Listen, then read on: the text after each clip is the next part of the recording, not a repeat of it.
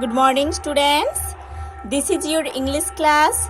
Today in this class, we are going to start chapter 22 or lesson 22 in your English literature book. So students, let's open page number 137 in your English literature book. Now see on the top of the page. There is chapter 22 or lesson 22. The topic is here, the photograph. Okay. So let's start read.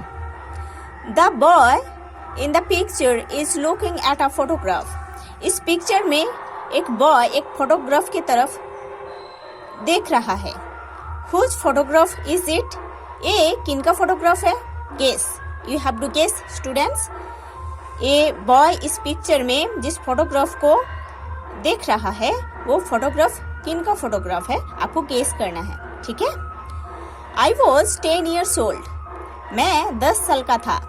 My grandmother sat on the string bed under the mango tree. मेरा grandmother एक mango tree के नीचे एक string bed में बैठे थे. String bed means old days में ऐसे कुछ बेड्स मिलता था जो कि स्ट्रिंग से बना हुआ है ना, रस्सी से बना हुआ. ठीक है. सो मैं 10 साल का था. मेरा ग्रैंडमदर मेरा दादी एक मैंगो ट्री के नीचे स्ट्रिंग बेड के ऊपर बैठे थे. It was late summer and there were sunflowers in the garden and a warm wind in the trees. ये समर सीजन का लास्ट टाइम था, लेट समर था. एंड गार्डन में उस टाइम बहुत ही सनफ्लावर्स था और ट्रीज से वार्म विंड, हॉट विंड चल रहा था. मीन्स गर्म हवा चल रहा था क्योंकि ये लेट समर था और उस टाइम गार्डन में सनफ्लावर्स था. My grandmother was knitting a woolen scarf for the winter months. मेरा ग्रैंडमदर एक वुलन स्कार्फ नीट कर रहे थे, बना रहे थे विंटर मंथ्स के लिए. She was very old. मेरा जो ग्रैंडमदर उनका एज बहुत हो गया था. Dressed in a plain white sari. उन्होंने एक प्लेन व्हाइट कलर का साड़ी पहने थे. Her eyes were not very strong now. अभी उनका आईज ज्यादा स्ट्रॉन्ग नहीं है, मतलब आंखों से उन्होंने तेज नहीं दिखते हैं अभी क्योंकि उनका एज जो है वो बहुत हो गया है. But her fingers moved quickly with the needles. But उनका जो फिंगर्स है नीडल के साथ क्विकली घूमता है. मतलब उन्होंने जो स्कार्फ, वुलन स्कार्फ बनाने का काम कर रहे थे वो काम उन्होंने बहुत जल्दी जल्दी कर लेते थे. बट उन्होंने अच्छे से देख नहीं पाते थे उस टाइम क्योंकि उनका एज हो गया था. And the needles kept clicking all afternoon. And पूरे आफ्टरनून उन्होंने उस नीडल्स क्लिकिंग का काम कर रहे थे. मीन्स उन्होंने वुलन स्कार्फ बना रहे थे. Grandmother had white hair but there were very few wrinkles on her skin. Grandmother का जो हेयर वो वाइट हो गया था और उनके स्किन में कुछ रिंकल्स बन गया था एज की वजह से. I had come home after playing cricket on the मैदान. मैं मैदान में क्रिकेट खेलने के बाद घर वापस आया था. आई हैड टेकन माई मील. मैं मेरा मील लिया था, मीन्स मैं खाया था. And now I was rummaging in a box of old books and family heirlooms that had just been brought out of the attic by my mother. Rummaging means searching करना होता है, बहुत क्लियरली, बहुत keenly search करना होता है रमेजिंग का मतलब. ठीक है. और हेirlooms मीन्स ऐसे ऐसा कुछ वैल्यूएबल थिंग है जो कि किसी पर्सन इनहेरिट करते हैं, है ना।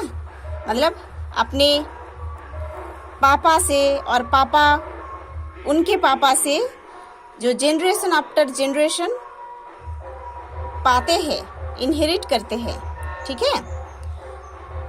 और मैं खेलने के बाद मैदान से घर वापस आया था, मैं खाना खाया था, उसके बाद मैं एक ओल्ड बुक्स के बॉक्स में एक फैमिली हेirlooms ढूंढ रहा था जो कि मेरे मम्मी एटिक से लेके आए थे। Nothing in the box interested me very much except for a book with colorful pictures of birds and butterflies.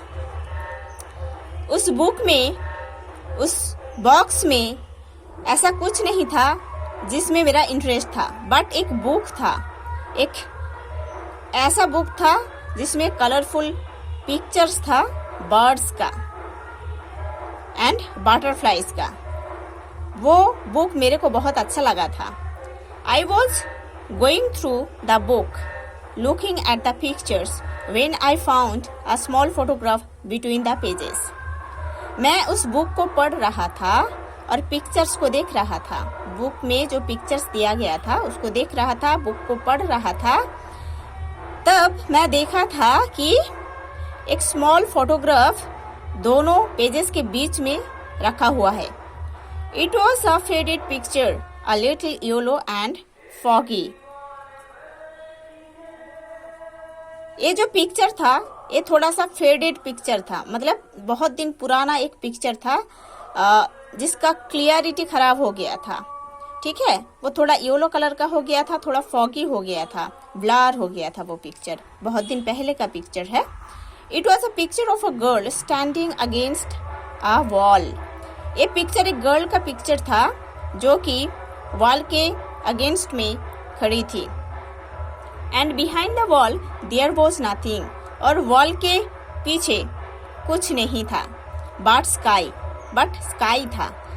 But from the other side a pair of hands reached up as though someone was going to climb the wall.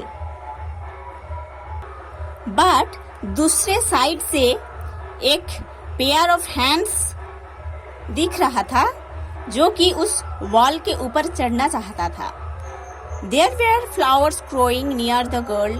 उस girl के पास बहुत सारे flowers grow किया था, आसपास बहुत सारे flowers था जो कि आसपास ग्रो किया था। But I could not tell what they were. But मैं नहीं बोल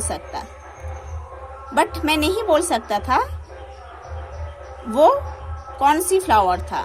There was a creeper too. उधर एक क्रीपर भी था, but it was just a creeper. But ये जस्ट एक क्रीपर था। I ran out into the garden. Granny, I shouted.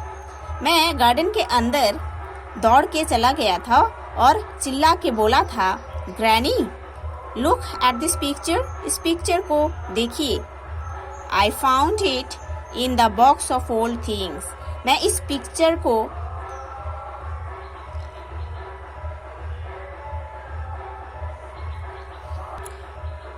देखा था उस बॉक्स के अंदर, जो पुराने थिंग्स है ना, उसमें एक बुक था, बुक के अंदर वो पिक्चर था।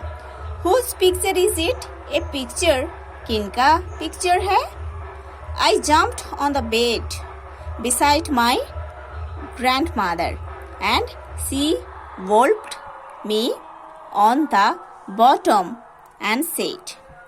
मैं जंप करके बेड के ऊपर बैठ गया था, चला गया था मेरे दादी माँ के पास। Okay, now I have lost count of my stitches and the next time you do that I will make you finish the scarf yourself. तब ग्रैंडमा मेरे को बोल रहे थे कि आप ऐसे जंपिंग करके इधर आए हो मेरे पास और मेरा काउंट ऑफ स्टिचेस है ना, बहुत सारे स्टिचेस अभी खराब हो गया है। नेक्स्ट टाइम आप ऐसे करोगे ना तो इस कर्व के साथ आपको भी मैं फिनिश कर दूंगी। ऐसे डराते थे ग्रैनी, ठीक है। Granny was always threatening to teach me how to knit, which I thought was a disgraceful thing for a boy to do. Granny हमेशा मेरे को डराते थे, बोलते थे, सिखाते थे कि नीट कैसे करना चाहिए, और मैं सोचता था ये एक बॉय के लिए एक डिसग्रेसफुल, एक बहुत ही बुरा काम है। It was a good deterrent for keeping me out of mischief. Once I had torn the drawing room curtains and Granny had put a needle and thread in my hand and made me stitch the curtain together. Even thought I meant long 2-inch stitches which had to be taken out by my mother and done again. एक बार मैं एक drawing room का curtains को फाड़ दिया था, इसीलिए मेरा जो ग्रैंडमा उन्होंने एक सुई धागा मेरे हाथ में देकर बोले थे कि इसको स्टिच करो, इस कर्टेन को स्टिच करो साथ में जो आप फाड़ दिए हो, है ना। इवन मैं उस कपड़े को 2-inch स्टिचेस किया था जो मेरे मम्मी ने वापस निकाले थे धागा को, और मम्मी ने वापस उसको स्टिच कर दिए थे। She took the photograph from my hand and we both stared at it for quite a long time. Grandma ने उस फोटोग्राफ को मेरे हाथ से लिए थे और हम दोनों, मैं और ग्रैंडमा दोनों, उस फोटो की तरफ लॉन्ग टाइम देख रहे थे। The girl had long loose hair and she wore a long dress that nearly covered her ankles and sleeves that reached her wrists, and there were a lot of bangles on her hands. But despite all this drapery, the girl appeared to be full of freedom and movement. She stood with her legs apart and her hands on her hips, and she had a wide, almost devilish smile on her face. Whose picture is it? I asked. ठीक है, उस picture का description दिया गया है कि grandma और मैं उस पिक्चर को लॉन्ग टाइम से देख रहे थे, और उस पिक्चर में क्या था, वो जो गर्ल थी पिक्चर में उसका लॉन्ग लूज हेयर था, उन्होंने एक लॉन्ग ड्रेस पहनी हुई थी जो कि एंकल्स तक पहुंच गया था, और स्लीव्स जो था वो उनके रिस्ट पर आ गया था, रिस्ट तक आ गया था, एंड उनके हाथ में बहुत सारे बैंगल्स पहना हुआ था, है ना। उस फोटो में उस गर्ल का जो लुकिंग था, ऐसे दिख रहे थे वो गर्ल कि वो full of freedom and movement में है ना। उन्होंने अपने लेग्स अपार्ट करके खड़े थे और उनका जो हैंड्स था वो हिप के ऊपर रखे थे, ठीक है, और उनके फेस में एक बहुत अच्छा स्माइल था। मैं पूछ रहा था दादी माँ को कि ये पिक्चर किनकी है। Okay, so students, in today's class you have to study this whole page properly. This is the part 1 video. In the next class we will study the next part of this lesson or of this chapter. Okay.